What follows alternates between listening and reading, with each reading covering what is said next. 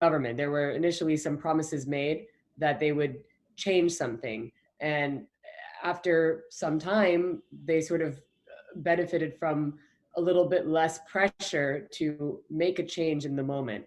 And so, for example, if you take the protests in Nigeria, how do you make sure that what the government is promising is actually fulfilled, and that it's not just an empty promise? Femi, if you want to start with that. What happened in Nigeria with the end SARS is it's very, it's getting very complicated, or should I say, the government is making it very complicated, and because the stories keep changing. But people like me and I wasn't totally involved in NSAS. I didn't know when it started, but I only got involved because they came through my house and the police started to shoot. So I went to stop the police from shooting. So we have to not let the government change the truth of the story. First of all, the governor of Lagos says the order, at least to shoot at the Lekki, was given by forces higher than him. And the soldiers said they were not there. Then they were there. Then they said it was the governor that gave the order. So you see, the narrative is changing. We have to let the government know that they sound like liars right now. Were you there? Were you not there? Stop changing. And now it goes from, okay, the protesters said there was a massacre. There was no shooting. So, and it's now, they're trying to make out like those of us that, they're trying to make out like we're not intelligent. Does it matter that people were killed or not? Did the soldiers go there? Did the soldiers shoot? Now, who sent thugs in the first place? Now, we do know that there was a protest in Abuja. Some thugs were sent and they burnt down the cars of the protesters.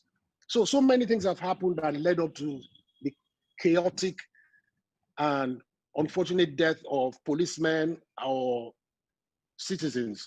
But for somebody like me, because the government did not quickly act swiftly, like when the shooting happened in a place called Surulere, the police officer should have been arrested. When thugs were sent to a place called Alausa, those thugs should have been arrested. The police just sat back and let these thugs go around attacking the peaceful protesters with cutlasses. So you have to let the government understand, this is where you made your mistakes. And when the government now, I hear that the government is now blocking the bank accounts of some of the protesters. Now, I don't know. They said they were getting funds from somewhere. I cannot, since I wasn't involved, I don't know. So I have to wait, hear what they're going to say. Is it true? Is it external forces trying to cause chaos in Nigeria? But as far as I'm concerned, the topics they were raising are genuine. The police have been very brutal. There has been too much injustice. So when the youths wake up like this, it was long overdue, because people like me have witnessed it. My father witnessed it. I've witnessed it. I know a lot of people that have witnessed it. Injustice. The police just shoot indiscriminately. These are facts, and the government has failed to act on this swiftly. In the past, and even right now, it's as if they're just taking their time. It's too slow, and people are really getting frustrated. So we have to keep on voicing this kind of slow injustice, which seems very calculated to suit the government's purpose. Mo, what does government accountability look like to you?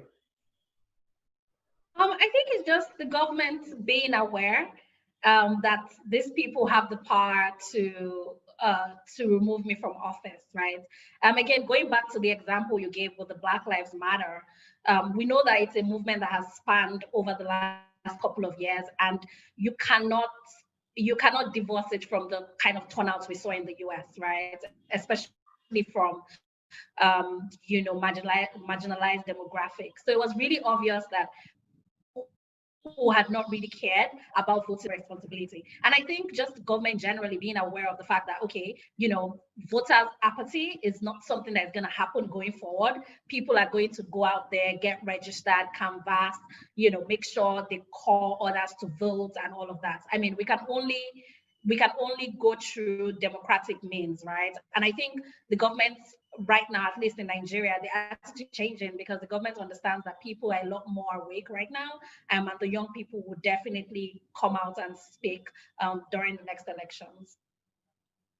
And Siyabulela, what is your message to people who are seeking meaningful change, and especially when there is a sense of impatience or longing if the government is not responding adequately or swiftly enough? What do you say to the people who are marching in the streets, and how do you sort of press for accountability? Well, Sabrina, in any system of government, there are institutions which are put in place to effect checks and balances on the government of the day. When the population of the particular country has exhausted all the necessary means as given or granted by the system of that particular country, for instance, going through the courts or using the legislature and even parliament to pass laws that would effect change and address the demands of the people. The population is oftentimes left with no other alternative but to engage in mass protest. And